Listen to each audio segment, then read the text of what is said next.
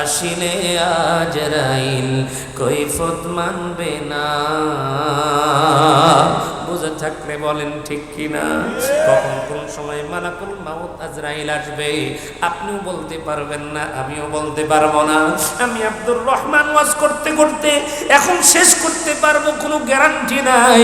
এই বছরই তো আমরা দেখছি রে বাজার, বক্তা সাহেব ওয়াজ করতে করতে মঞ্চের উপরই দুনিয়ার থেকে বিদায় নিয়ে চলে গেছে। এ বাজার মাত্র একদিন না 2 দিন আগের গল্প।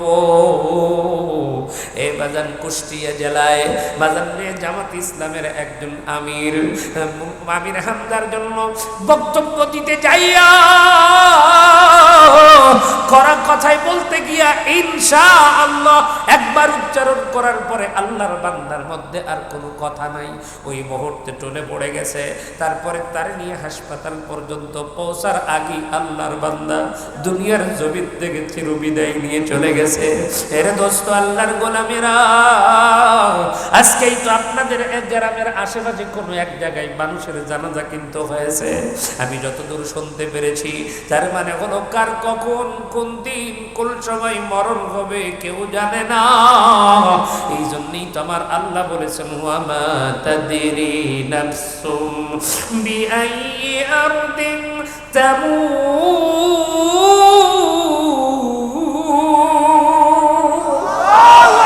মুসলমান আল্লাহর গোলাম, কোন দিন কোন সময় কোন অবস্থায় তোমার মরণ হবে রে দুনিয়ার কেউ বলতে পারে না।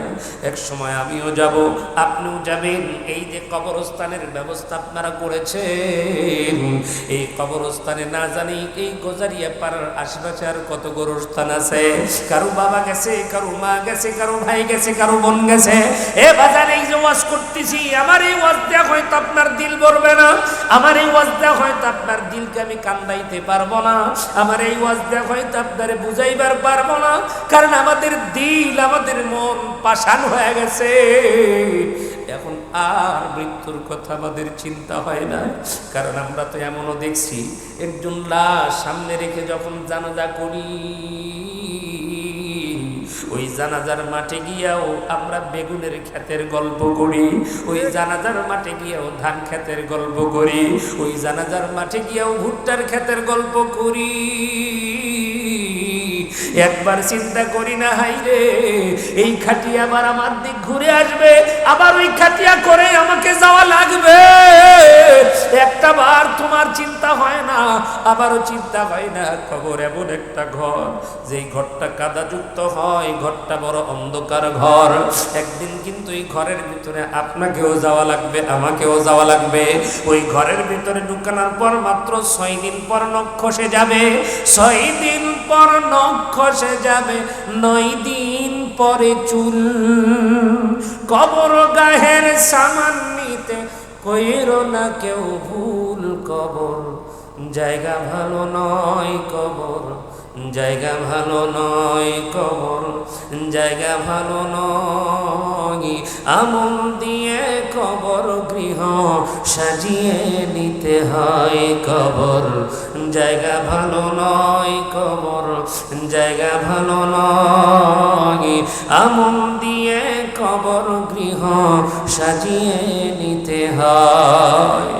17 দিনে পেট ফেটে সে পোকার খাদ্য হবে, 60 দিন পর গোশ থাকবে না, কঙ্কাল পড়ে রবে। 90 দিনে হাড়গুলি সব, 90 দিনে হাড়গুলি সব আলাদা হয়ে রয়, কবর জায়গা ভালো নয়, কবর জায়গা ভালো নয়, কবর জায়গা ভালো নয়।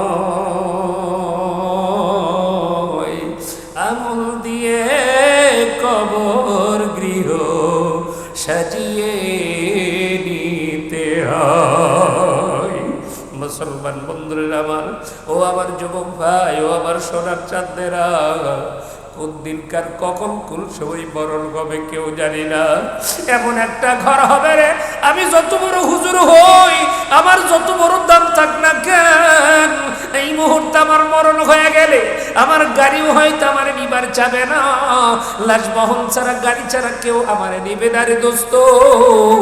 আবার পরনের দাবি জামাগুলো কিন্তু আমার পরনে থাকবে না, চকলেটের মতো করে পেঁচায় দিবে। তার আগে বড়ই পাতার গরম পানি দিয়ে গোসল করাইয়া খাটিয়ার মধ্যে কুড়ি উঠাইয়া ওই 3.5 হাত কবরের মধ্যে যেদিন নিবে, কেউ কিন্তু তোমারে আমারে আটকায় রাখতে পারবে না। বাজান, আমি আপনাদের খেদমতে বলি, খুব বেশি দূরের গল্প নয়। আমাদের শেরপুরের জাহাঙ্গীর যেই চাল ব্যবসায় আছে, তার এক ভাই ছিল ইমান আলী। ওই ইমান আলীর জানাজা কমপ্লিট করার পরে তারা যখন ওই গোরস্থান